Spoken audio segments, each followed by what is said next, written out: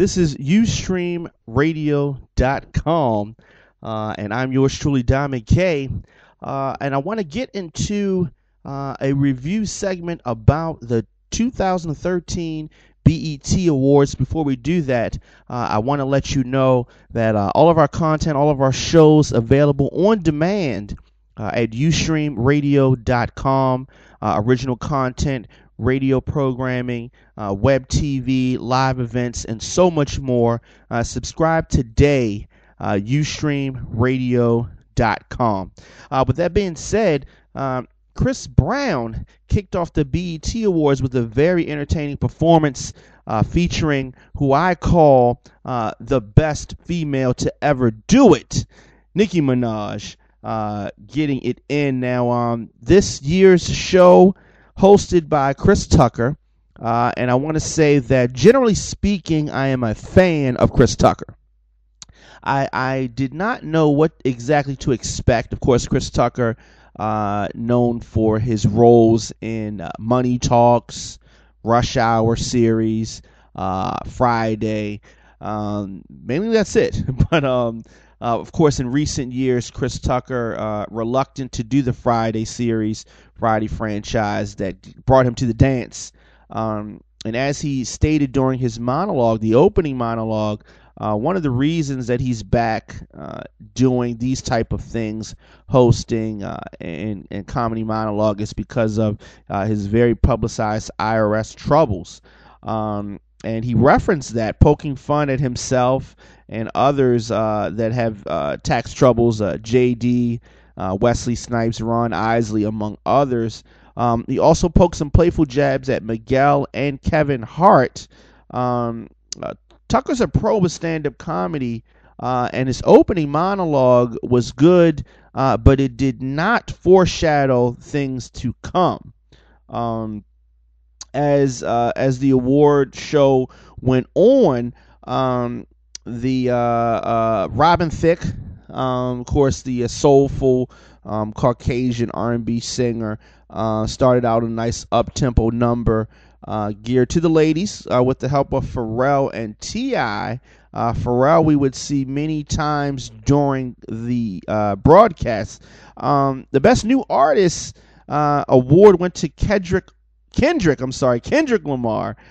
He also brought out Erykah Badu, who looked amazing. Her walkaway game was very memorable, and I can see how some of these guys are getting caught up, but they did a very nice version of Don't Kill My Vibe.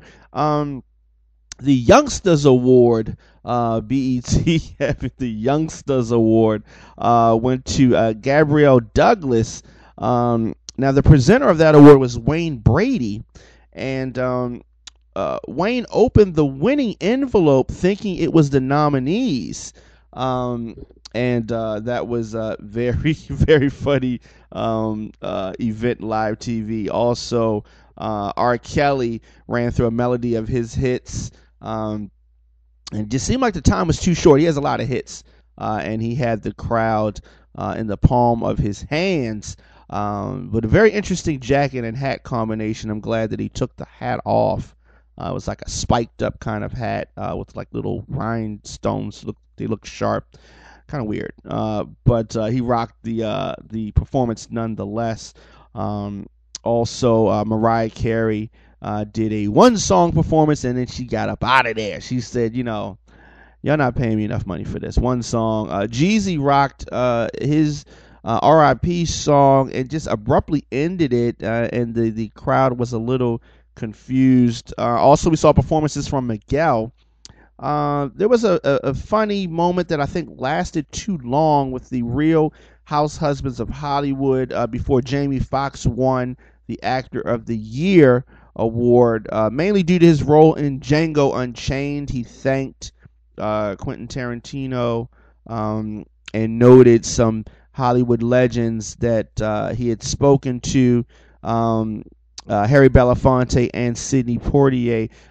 Jamie Foxx did a very good imitation of Sidney Poitier.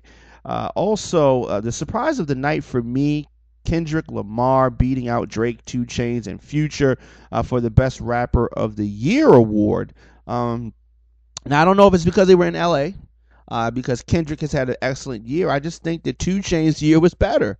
But evidently, what do I know, right?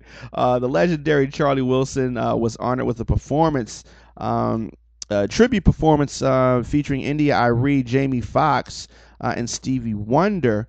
However, Charlie Wilson, Snoop, and Justin Timberlake, with help from Pharrell Williams, gave the performance of the night, highlighting some of his biggest hits. They even had Snoop singing backup, okay? These guys were all the way plugged in and in tune with what they were doing, and I really thoroughly enjoyed the performance. Now, it got worse from here. That was the highlight. That's how they should have ended it, but the night continued. There were also some acknowledgement of some fallen entertainers. Chris Kelly from Criss Cross, legendary Bobby Blue Bland, Jim Kelly, who passed away earlier when the show was taped early, or when the show went on live. Also, it was followed by a very moving performance, "Take Me to the King" by Tamala Mann. They showed some guy, Curtis Fields, who played guitar with his iPhone. Very weird. Also, ASAP Rocky won he won an award for his song. Now he's from New York, right? He dresses like he's from the West Coast, but he raps like he's from the South. But he's hot anyway. I don't know. I thought the show was over. And 2 Chainz came out looking like Rick James meets Dwayne Wayne. He had the Rick James kind of shingles hanging, Dwayne Wayne glasses, some kind of skirt contraption, very weird. And there were some other performances.